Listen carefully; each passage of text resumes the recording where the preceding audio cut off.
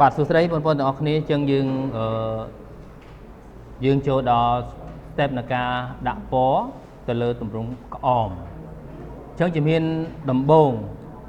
សម្រាប់អ្នកដែលអ្នកគូការដាក់ពណ៌គឺទី1អូនមើលទៅលើពណ៌សិនអូនអាចពិនិត្យសង្កេតទៅលើការ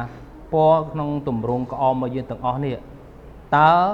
មានពណ៌អីខ្លះនៅក្នុងហ្នឹងពណ៌ដែលបងប្អូនបានរៀនគឺមានន័យថាយើងមានពណ៌ក្តៅហើយនិងពណ៌ត្រជាក់មាន2បន្តមកទៀតយើងមើលពណ៌នេះគឺស្ថិតនៅក្នុងពណ៌ក្តៅទេណាពេលដែលបងប្អូនប្រើពណ៌គឺបងប្អូនប្រើពណ៌12ពណ៌បានហើយមានន័យថាបងប្អូនប្រើប្រអប់នេះ12ពណ៌បានហើយបាច់ប្រើដល់ច្រើនពណ៌ទេ16ពណ៌18ពណ៌យើងអត់ប្រយោជន៍ទេយើងប្រើតែ12ពណ៌បន្តមកទៀតបងប្អូននឹងការពិនិត្យសង្កេតតើក្នុងនេះមានពណ៌អីខ្លះចឹងបងប្អូនអាចច្របាច់ពណ៌នេះទាំងអស់នៅលើចានរបស់យើងគឺយើងច្របាច់ទៅលើពណ៌ក្តៅមានន័យថាក្នុងនេះយើងច្របាច់ពណ៌លឿងយើងច្របាច់ពណ៌លឿងខ្ចីលឿងចាស់យើងច្របាច់ពណ៌ទឹកក្រូចខ្ចីទឹកក្រូចចាស់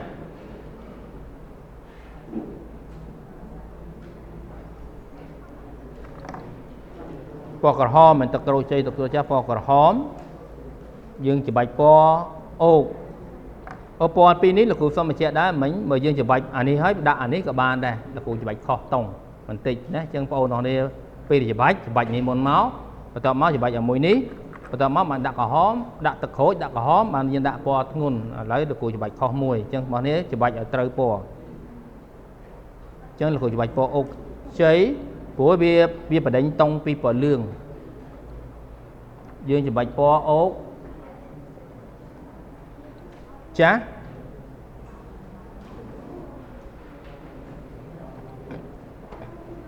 តមកទៀតបងប្អូនច្របាច់ពណ៌ខៀវខ្ចី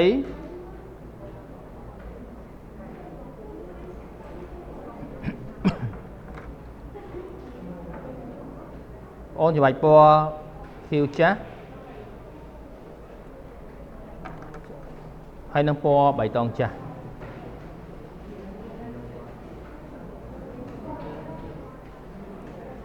ក្នុងបញ្ចេកទេសនេះបងប្អូនត្រូវការប្រើជក់មានន័យថាបងប្អូនអាចប្រើជក់ដោយលោកគ្រូក៏បានឬក៏ជក់ផ្សេងក្រៅពីហ្នឹង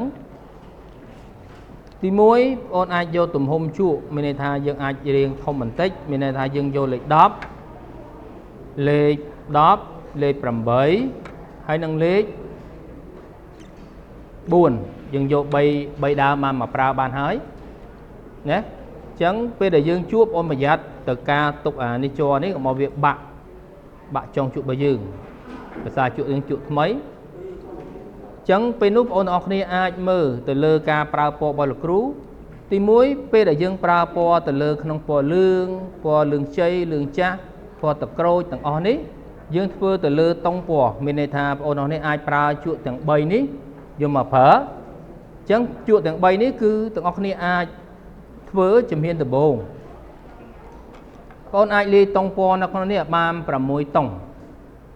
តុងពណ៌នេះគឺនៅក្នុងចង្កោមពណ៌ក្នុងទម្រង់ក្អមណានៅក្នុងទម្រង់ក្អមរបស់យើងអញ្ចឹងបងអាចលាយបងសម្ភារៈដែលយើងត្រូវមានគឺមានទឹកបងអាចមានទឹក1កន្លមកនេះលេតែពួកដាក់ចុះក្រោមបន្តិចបងងាយនៅការមើល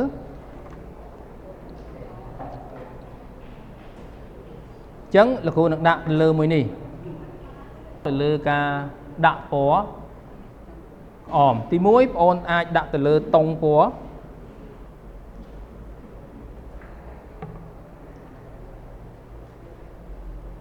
ញ្ចឹងលោកគ្រូនឹងយកពណ៌មួយគឺមានពណ៌លឿងនេះពណ៌លឿងខ្ចី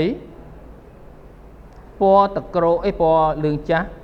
បញ្ចូលពេលនោះបងប្អូនអាចយកពណ៌នេះយកពណ៌អូកនេះយើងដេញខុសតុងនេះពេលដែលយើងច្របាច់ពណ៌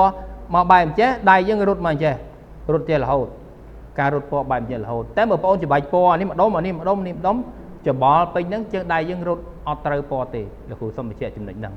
ញ្ចឹងបងប្អូនច្របាច់ឲ្យមួយនេះដេញមកណែបន្ទាប់មកទៀត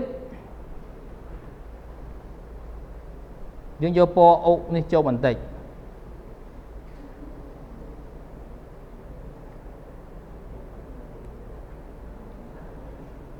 Chẳng bây giờ ôn đã phần những châu hói ôn ai liệp nó chỉ tông tí mùi dương châu tập cột bằng tịch máu nè ôn ai liệp này chỉ tông tí mùi đặt thành này tới một bắn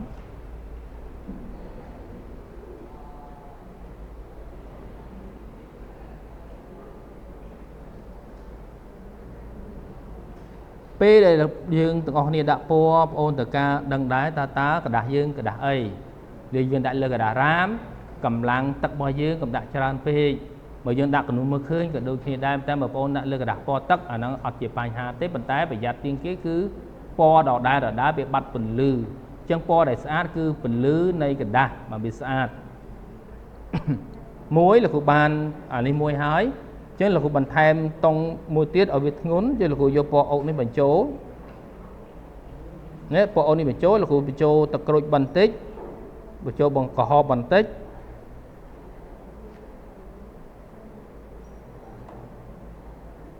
chứ là của đạn đây nè mình này tha cầm đặt tông mà dưới việt ngốn như môn này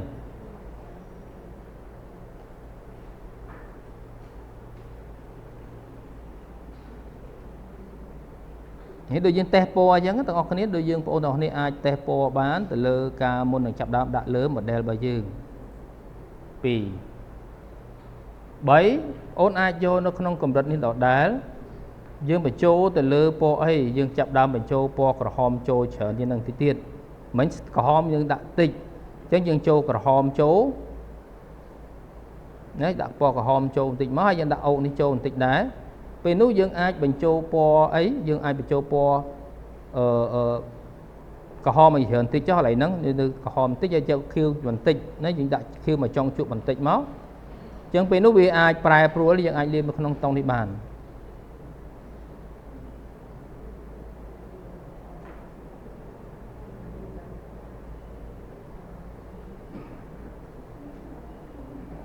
តុងទី3តមកទៀតបងអូនអាចលាបអាតុងទី4លាយពណ៌តុងទី4គឺយើងយកពណ៌របស់យើងនេះយកពណ៌ខៀវនេះដាក់បញ្ចូលទៀតមកជាងច្រើនបន្តិចគេនេះដាក់ពណ៌ខៀវបូកជាមួយនឹងពណ៌ក្រហមអញ្ចឹងវាចេញជាងស្វាយហើយណាអញ្ចឹងយើងអត់ដល់ដាក់កម្ៅទេអញ្ចឹងយើងអាចលាបកន្លែងចំណុចហ្នឹងដាក់នៅក្នុងចំណុចទី4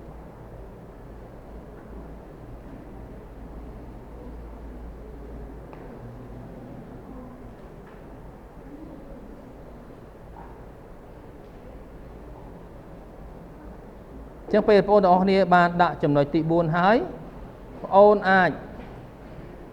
លាតុងទី5អញ្ចឹងពេលនោះបងប្អូនដាក់ថែមទឹកបន្តិចហើយបងប្អូនដាក់ដើមយកខៀវដុតនេះឃើញទេខៀវចាស់នេះយើងមកលេងអញ្ចឹងពណ៌ទាំង3នេះបងប្អូនប្រយ័ត្នគឺមានន័យថាអាហ្នឹងគឺជាពណ៌ចុងក្រោយអា3ហ្នឹងគឺជាអសង្ឃអា3ហ្នឹងគឺជាខ្មៅដៃ 5B 6B 7B អញ្ចឹងកម្រិតវាដុតជាងនេះលេយើងប្រយ័ត្នអា3ហ្នឹងចឹងលោកគ្រូដាក់ពណ៌រៀងដុតតិចចូលបន្តិចហើយពេលនេះលោកគ្រូប៉ះក្រហមទៀតហ่ะចឹងក្រហមត្រូវការច្រើនយើងអាចយកពណ៌នេះបញ្ចូលដែរដាក់ខៀវយើងជ្រុលបន្តិចលូកមិញចឹងយើងពេលដែលយើងអូសពេលដែលយើងចង់មើលពណ៌យើងអាចមើលនៅក្នុងចង្កោមពណ៌នេះបានចឹងកន្លែងនេះវាអាចងឹតកន្លែងនេះលោកគ្រូលាយពណ៌លាយកន្លែងនេះឃើញទេយើងលាយកន្លែងហ្នឹងមកហើយពណ៌ទឹកដូចលោកគ្រូបញ្ជាក់អញ្ចឹងវាមិនអាស្រ័យទៅលើដូចនៅលើ model ហ្នឹងទេគ្រាន់តែការលាយវាខុសស្តៀងនេះបន្តិចម្ដងខុសនេះបន្តិចទេ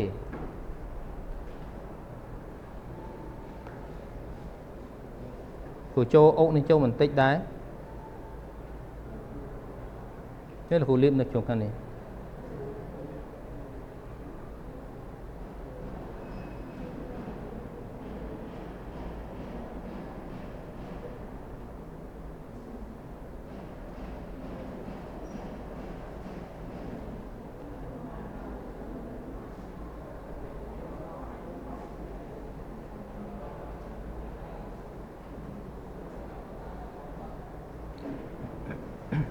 ចឹងលោកគ្រូនឹងបន្តទៅលើខាងនេះ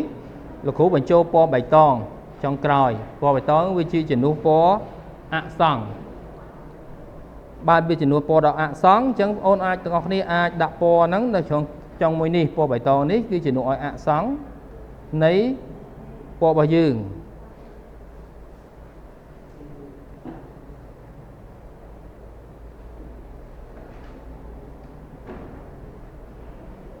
ចឹងពេលដែលបងប្អូនបានលាយទៅលើតុងពណ៌នេះអស់ហើយពេលនោះបងប្អូនទាំងអស់គ្នាអាចចាប់តឡើង4ជំហានឬក៏3ជំហានទៅតាមការបញ្ចេញទេសរបស់យើងអញ្ចឹងមានន័យថាជំហានទី1មានន័យថាជំហានទី1យើងការប្រើបែងចែកពន្លឺនិងស្រមោលបែងចែកណាបែងចែកពន្លឺនិងស្រមោលលោកគ្រូបានបែងចែកហើយនៅក្នុងដំណាក់កាលដំបូងអញ្ចឹងលោកគ្រូនឹងដាក់ពណ៌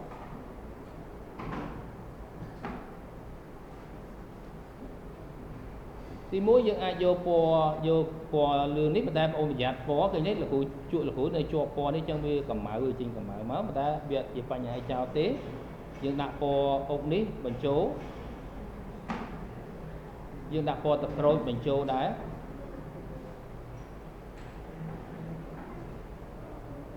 នេះយើងដាក់ពណ៌ទឹកក្រូចបញ្ចូល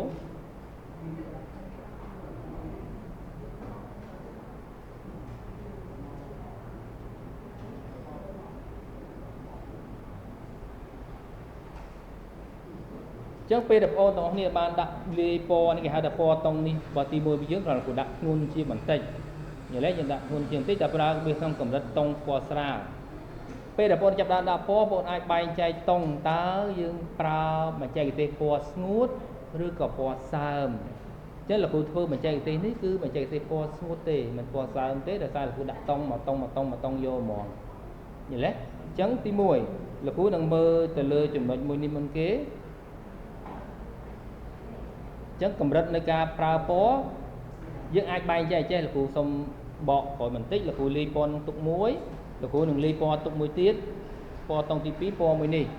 ឬក៏ពណ៌មួយនេះលាយទុកឲ្យហើយតែហ្មងអាហ្នឹងក៏បានដែរយើងអាចលាយដោយលោកគ្រូចឹងក៏បានដែរ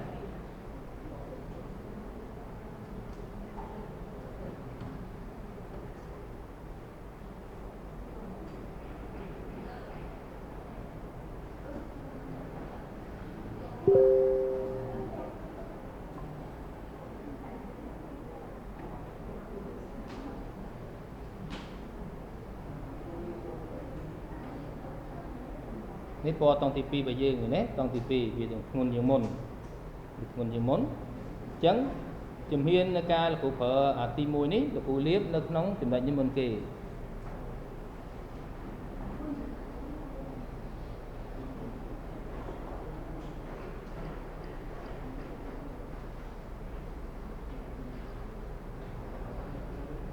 គ្រូលាបតុងលេខ2មុនគេចឹងលោកដាក់នេះធ្ងន់នៅខាងក្រោមនេះទុកពលឺនេះខាងក្រោមនេះមួយ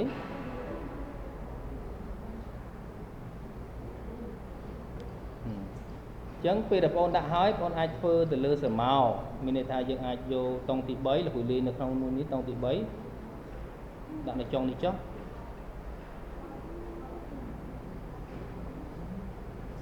យើងដាក់ពណ៌ខៀវបញ្ចូល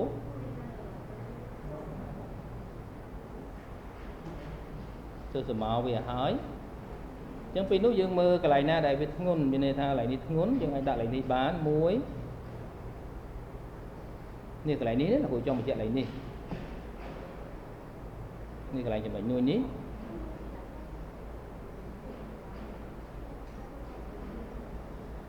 មួយអញ្ចឹងកន្លែងនេះយើងអាចធ្ងន់ដែរយើងអាចដាក់នឹងបញ្ជក់ទៀតមកឲ្យវាធ្ងន់ដែរអានេះដូចអាចតម្រាំងវាប៉ុនគ្នាទុកឲ្យស្លោអាបន្លែពលឺនឹងរក្សានៅដដែលចុះចឹងអាធ្ងន់មួយនេះបងប្អូនអាចដាក់កន្លែងកកមួយនេះអ្នកក្រោយសុំស្ងាត់បន្តិច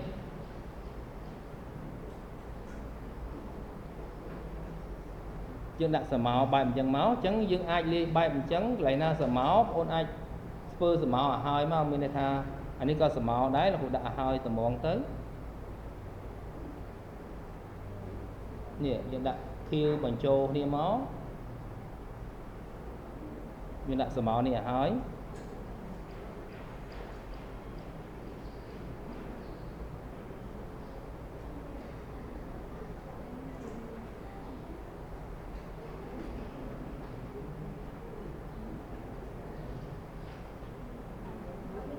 nhé chẳng dân liệp oi lại na sờ máu dân liệp bà hơi chứ ôn ai liệp bà hơiแต่สมองนั้นพระองค์มันอาจโจมาเปลี่ยนกำลังงนนี่มีในตากำลังสมองกำลังการดักปอตะลึงมาเดินไปยืงคือในทัดในขนมจุ่มเห็นตีมวยตีวิอาตอนโจจุ่มเห็นตีปีปอนั้นงนตีอันนี้ก่อนยังใบใจสันใบคืนตรงสมองไปยืงสันจักไหลหน้าได้ยืงปอยืงกับมอยขาดปอไปยืงยืงโยม้าดักในไหลไหนงนดูไหลนี้งนยืงดักดูที่นี่ได้ยืงดักหายแต่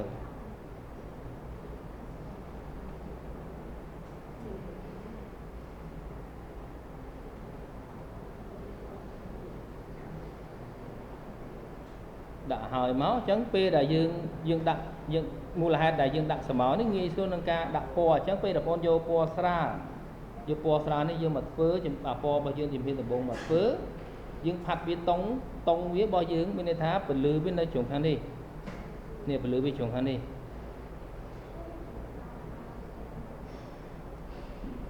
chứ những ai đặt po lại đi mua máu nè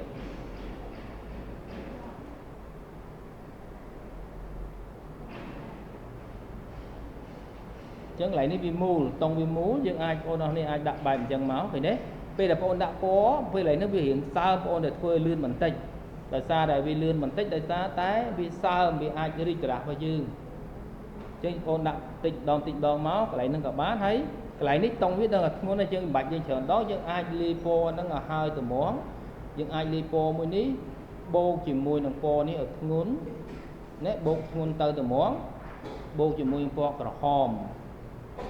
chứ những ai đã được không cầm đất nè cho có hòm tiết trong ôn mới là cụ còn xong mà chạm ôn đó nè đái bây giờ ôn chạm đam li bó ôn ai bây giờ ôn trong đã có ôn tất cả li lơi chan mà nơi dương của vị lơi chan thì mới dân ai đang tập po dân cầm đất na ai cầm đất na bàn tay mình ai ở ôn mình cả đá môi tiết ôn hay giờ mà tay lên cả đá hay lẽ anh nó gặp ôn mà tay lên cả đá bị ai tí muối có vì là o mà giam đá bàn tay bây giờ dương tay tới giờ ban chạm vào đó bây giờ ba lên cả đá vào dưới hay giờ ban lipo tiết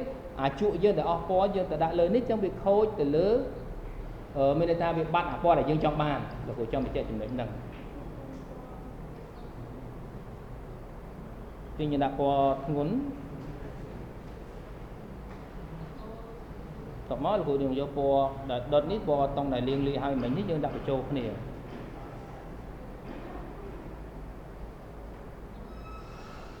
chẳng tông viên tông thì bởi vì làm khơi cầm lăng một viên mưa bào nè là phụ chồng chuyện chẳng nó bây giờ dân phở phó cứ chừng nơi chừng khăn là bao phó cứ đi muối ôn từ đăng phí tông màu vía dân đạm máu dân đăng phí cầm bậtในการ prao tắc bây dương của pan náนี่แหละการเปิดชุบbây dương của pan ná từ lư tắc bây dương cho dân ai cần trôi bà này chẳng cái này dân ai đại để đi muối chứ là phụ nông phải cho ở po này phải thay em tiết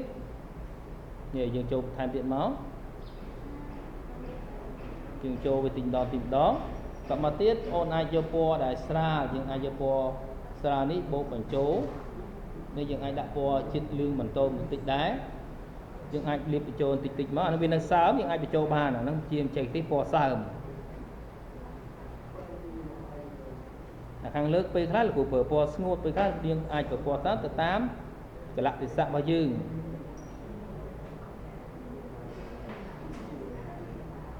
chẳng đó mà tiết po là dư là dương phơi hai ní những ai đặt nơi không chùm nói po nơi không chùm nói mấy ní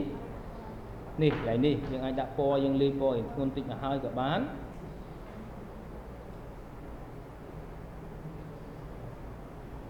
chẳng như đặt lại chuồng thành đi mùi máu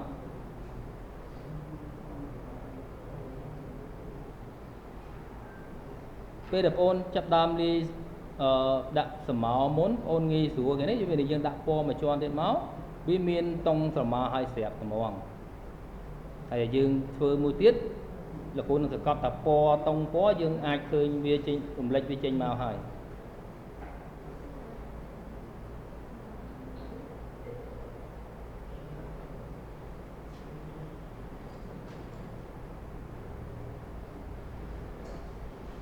ចឹងកន្លែងនេះយើងអាចដាក់ពណ៌យ៉ាងស្រាល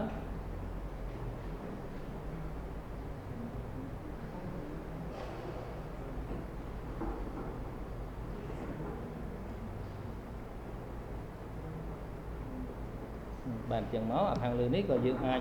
đặt ra đấy dương liệp ở hơi rồi có dương tục với cháu của bạn đây chẳng ra này dương ai liệp ở đi mua thì là hơi đấy cho giờ toàn vẹn làm ớt tế có dương bay cháy từ lứa tông của lưới bò dừa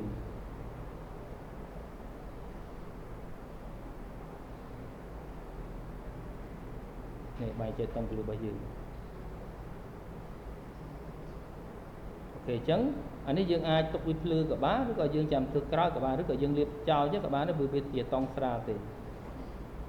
ok chân dương bay chạy ở mùa đi sờ máu một tiệt đài anh ấy có vi chia sờ máu với đá ok chấn mình đây tha nít cứ chia chùm hiên ti muối nông ca đạ po từ lư tùm rung có om đấy chẳng mình tha đi muối là phụ xong mà chạy đá ôn ai đã po lơ tầm rung óm ôn ai đã po từ tam cầm rật để tam cầm lăng dương mưa khơi sờ màu lại nát dương ai đã viêm tịt đòn máu hay không đầm nạc ca đầm bốn đấy vì ai mình ca prai prul vì pratakan chỉ một cái đặc bao dương vì aton mình ta vì aton smooth vì at mình ta po dương còn hồi dương bay chết bên đâu tệ ta dương aton lùm ất hay bị khu bị chạy đá lơ cái đá này cứ chia cái đá cùng đúng mưa khơi tê chứ cái đá cùng đúng mưa khơi vì riêng bao bay mình chơi vì bao cái thổi nè chẳng bị riêng bao cái thổi chẳng anh ấy cứ chia đầm nạc ca thì mùi chẳng tầng ọc nên nâng là của nó phải to nó chùm hiên tí phí nâng ca rùm lệch ở về trên trừ rung riêng căn sạch bác hiệp sát này po nè ọc thôn chẳng dầm chơi cho đó đầm nạc ca chùm hiên tí phí